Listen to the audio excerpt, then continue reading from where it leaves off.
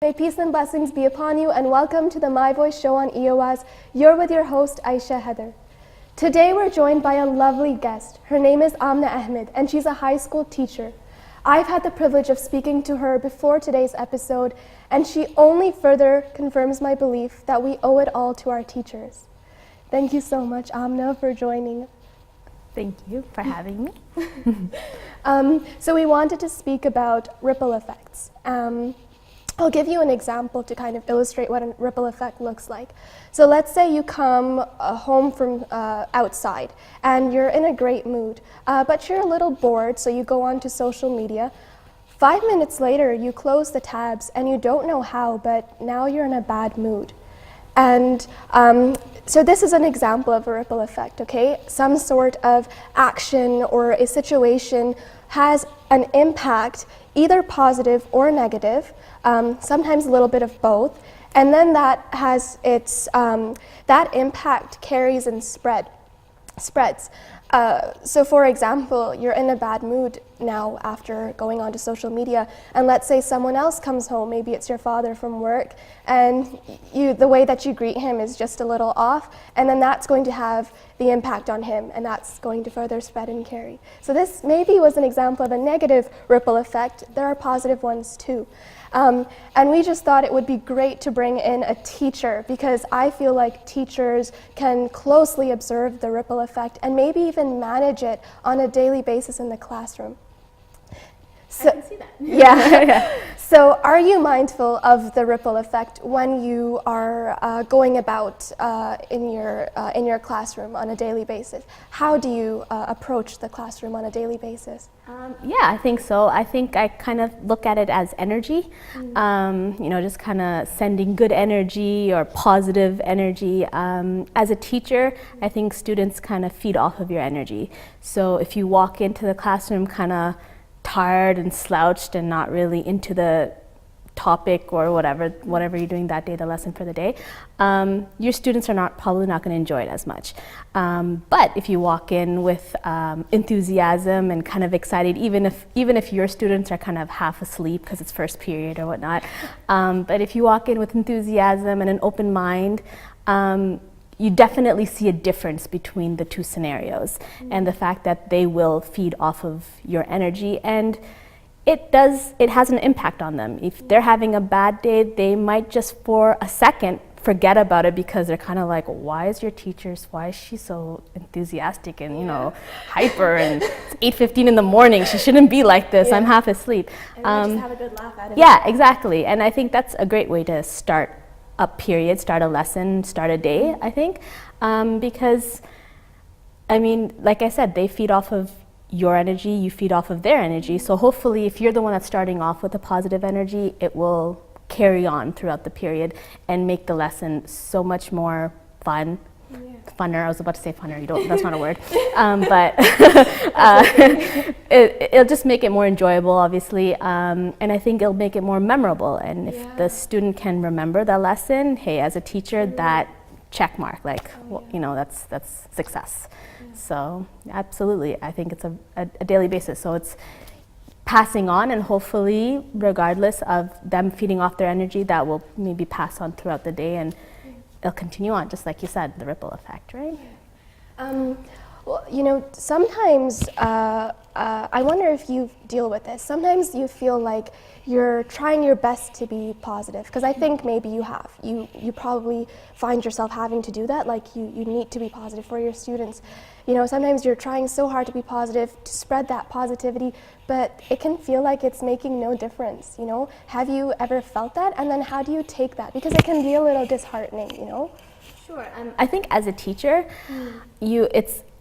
for me anyways, it's a mindset that sometimes you'll see students succeed right before your eyes, which is always rewarding. It's always really satisfying and makes you really happy. Sometimes they won't show it, but it's just a matter of them processing it. So it's like a simple example is them understanding a concept right away, or maybe taking a couple of weeks or a month, or maybe by the end of the semester, by the exam, they finally get it, or maybe they won't just get it just yet. So knowing that, I think it's it's just a mindset of being satisfied that have you tried your best. I mean, how can you define perfection? You can't, and nobody can be perfect. Everybody's going to see you in a different light, you know, regardless of their experience, you know, as a result of their experiences, so I think it's important that if you are able to do your best, you'll automatically have that satisfaction that you've done your best. And as a teacher, you're just hoping that you've kind of planted a seed. You know, if it's a word of encouragement, they might not, you know, smile right away or be happy right away, but you're hoping that word or that conversation of encouragement or has an impact on them that one day, maybe not today, maybe tomorrow, maybe a year, maybe 10 years from now, you're hoping that they'll remember that and go, oh, I remember my teacher saying this about me and the fact that I just have to do this, or that I'm an amazing person regardless of what my test says, or whatever the case may be, right? So I think it's just important that you're trying your best. Perfection, I don't think anybody can achieve perfection, right? So if we're gonna constantly be stressed about perfection, you're always going to be, I think to some degree, feeling like you're a failure, which is not true. So I think you try your best. Yeah, absolutely. So, and I also just wanted to mention that I have a great deal of respect for teachers, because I think sometimes you don't necessarily, you know, you're trying so hard and sometimes you won't see like the fruits of your hard work right away. Sometimes it'll take years and they'll be like, oh, you know, the student will like think back and be like, oh, you know, like, so it's just a hope in us that, you know, and that we do remember you. Yeah. We do. Yeah, so I remember my teachers, right? That's exactly how I see it as well, right? I remember them saying these things and you're like, oh yeah, and then you're like, I hope I have that kind of impact on my students too. Yeah. Okay, well, I wanted to ask you another question about the ripple effect. What particular ripples are you mindful of in your life? And this can extend beyond the classroom. So I guess just think about it in terms of certain actions that have like consequences. Like, what are some of your actions that you are mindful of in your everyday life? Right. Yeah.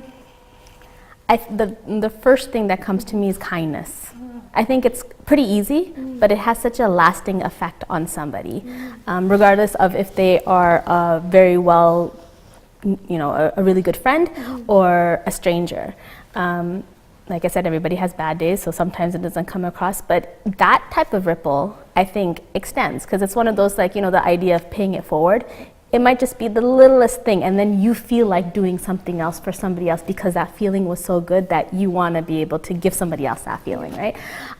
So I think that's one of, and I think it just encompasses a lot of stuff, right? Like even gratitude, okay, just being happy, just being thankful for what you have. And like we know, nobody's life is perfect, regardless of what we might see on social media, right? That's just a snapshot, and you're not, I remember I saw on the internet how they kind of give you a background view of the pictures that people take, and it's like the ugliest scene, but you know, they've taken this small little picture and it seems like they're in this amazing place.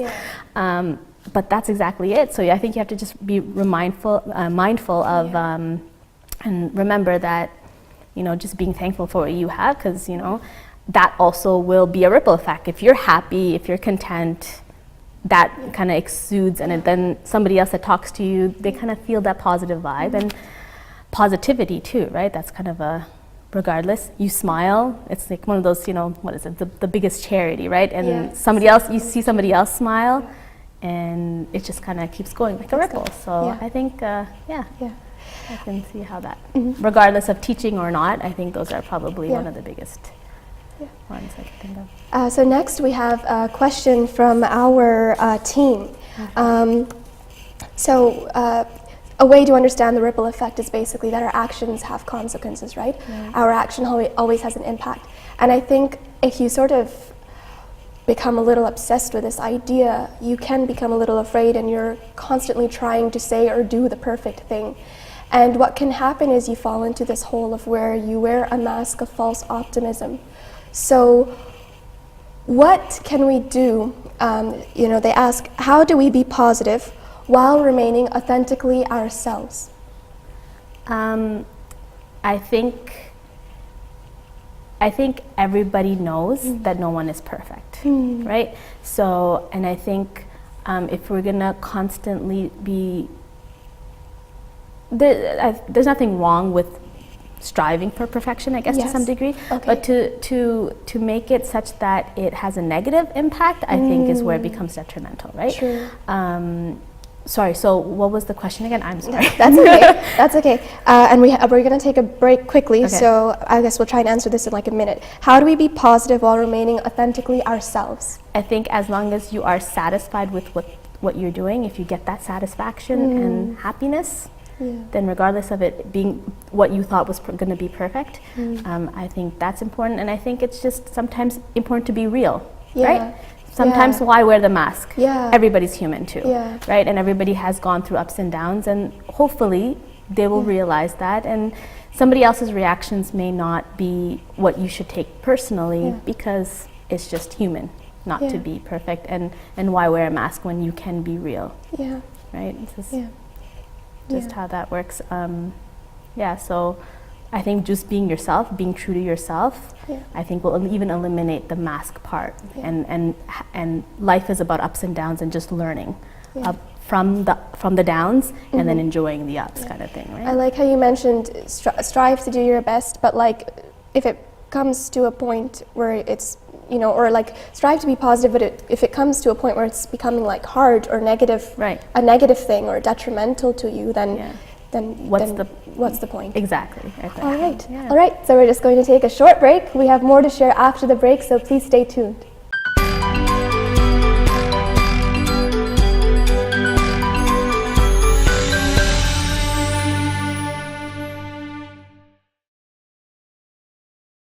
Welcome back to the My Voice show on EOS. You're with your host, Aisha Heather. Before the break, we were speaking with our guest, Amna Ahmed, who is a high school teacher. We were speaking about the ripple effect, essentially how an action or a situation has its impact, either positive or negative, or a little bit of both, and then that spreads and carries.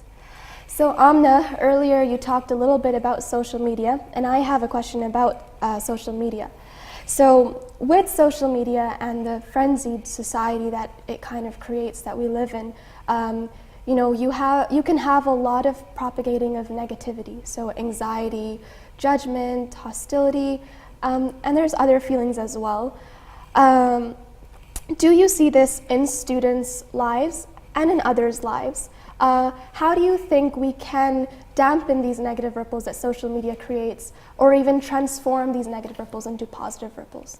Right. Well, obviously, the youth are heavily into social media. It's definitely a part of their everyday life, and I think you do see the effects of it.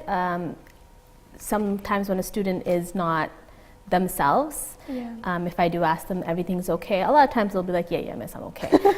They're not going to tell me, but or if they are comfortable enough, they'll explain what happened, et cetera. Sometimes, you even hear about bullying instances online and things like that. So those happens in schools, and you hear about them. So it does have an impact on them for sure. I think the important part of social media is we know that it has its pros and its cons, but I think it's just being aware of what that looks like for different people. We know that, like I mentioned before, sometimes it's just a zoomed in picture of something and it's terrible. It's actually, or it's that one amazing moment in somebody's life, and now you just have this image that that's how their life is all the time. Oh my gosh, I wish I had. It's like this envy type of attitude, whereas they might just have a similar life to you, or even you might have a better life than them. You don't know what they're hiding. The thing about social media is it's kind of a mask to some degree, right? You can kind of hide yourself from it, or some people use it to express themselves. So you see both sides of the story. And I think it's important, and as teachers we try to teach them the what reality is Yeah. to some degree, and the fact that to be able to decipher, to be able, just like, you know, when we teach them about credible sources, Yeah. right? Like, this is a credible, Wikipedia is not a credible source, but I use you know, We all do. it's a good beginner, It's but a good I beginner, don't want it exactly. to be sourced in my Yeah, lab that's report, what they right? always tell us. That's It's a good right. beginning place.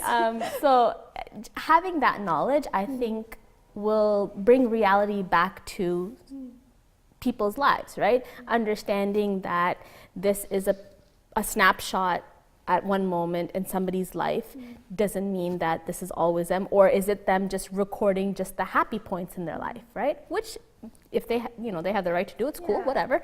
But you have to also see how that impacts your life, your mood that day, or your, in general, your self-esteem to some degree, right? Your self-confidence.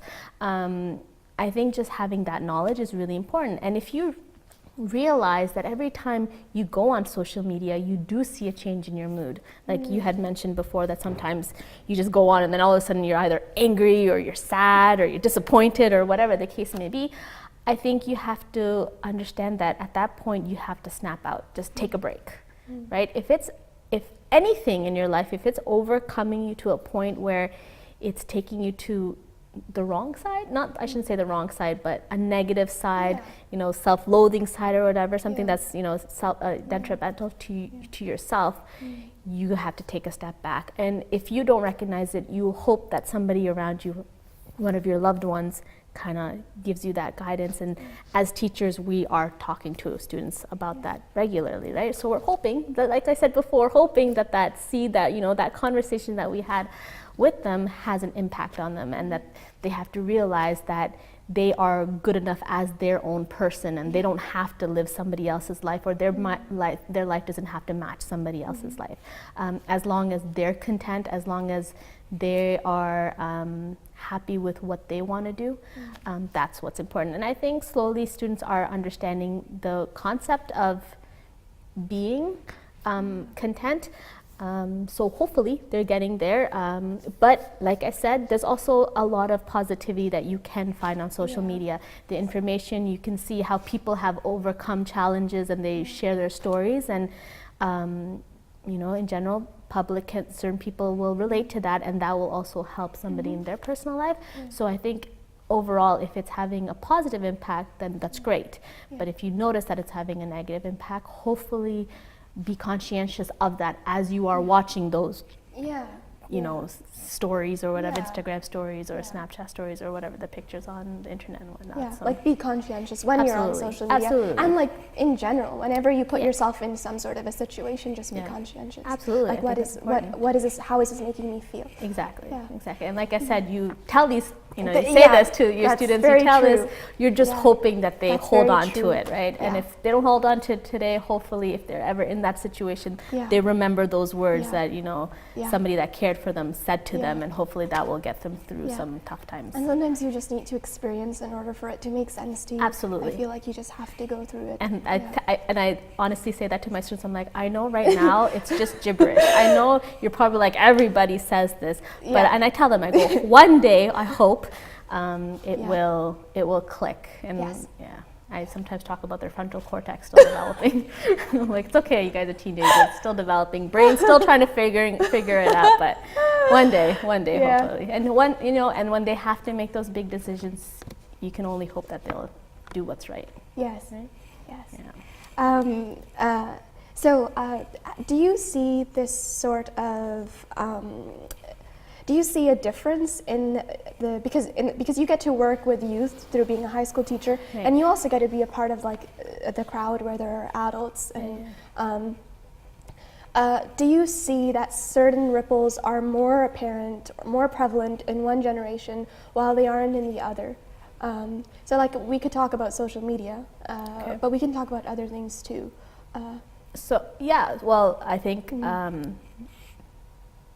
social media is relatively new. Yeah.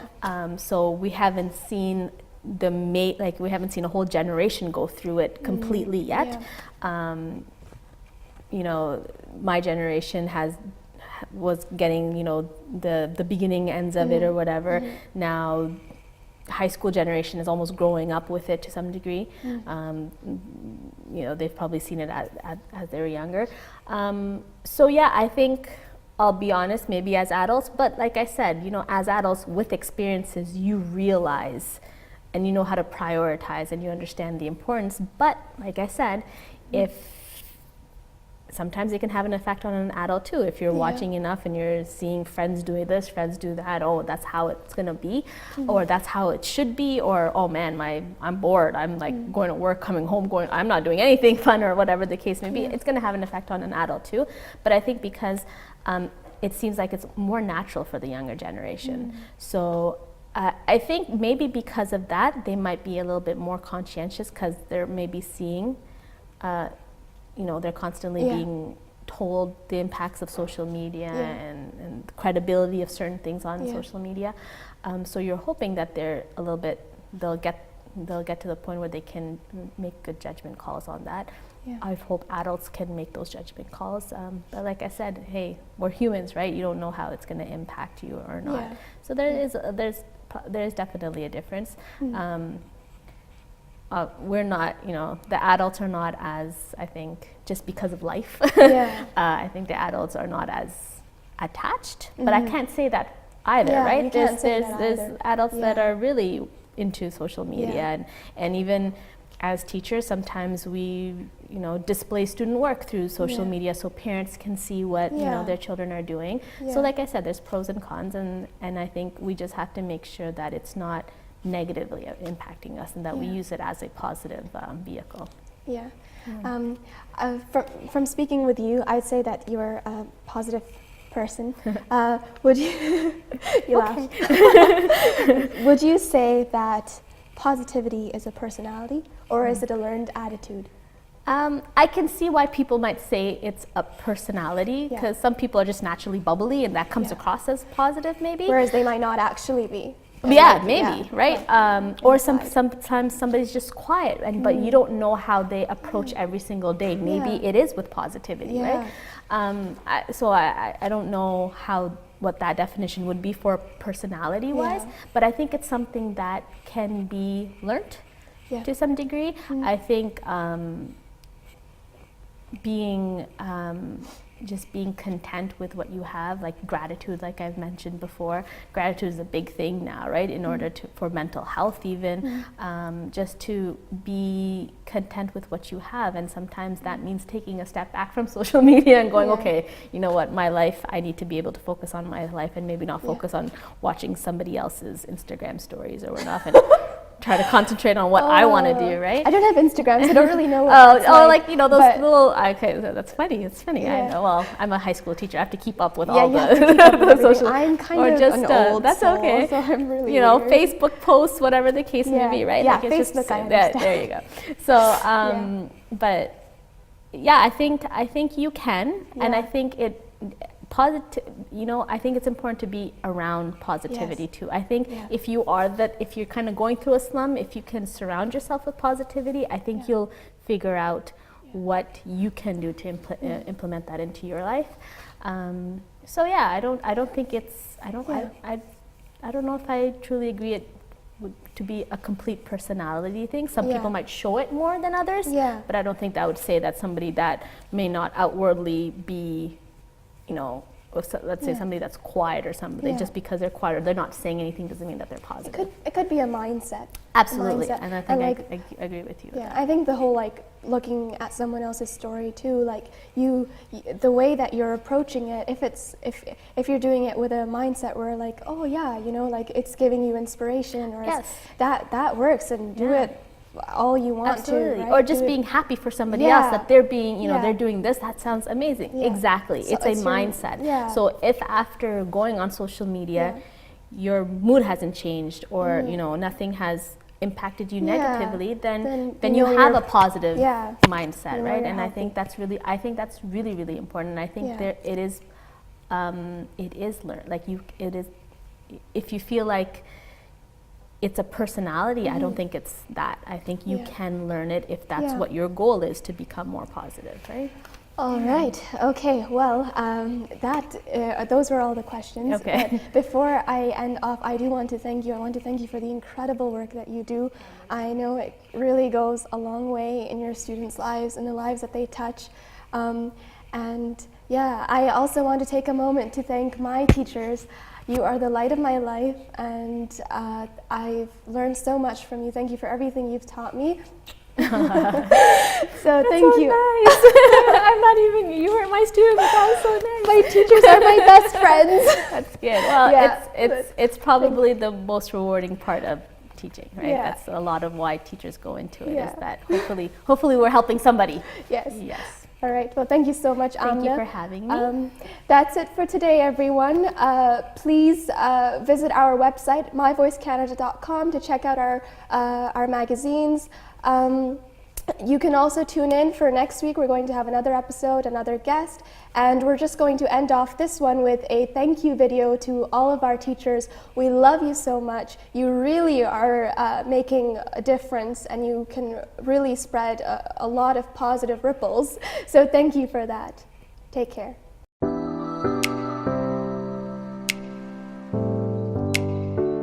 To my teachers, thank you for being my mentors. You're showing up every day with energy and dedication and enthusiasm. And they always take the time out of their day to help me, and I think that's really changed the way that I feel about coming to school. I'm really grateful for not just having an academic experience, but also having these other side experiences that made me who I am today. And to know that numbers aren't everything, they don't define you, especially when they're on the report card. Let me take my own path when I was trying to communicate my thoughts.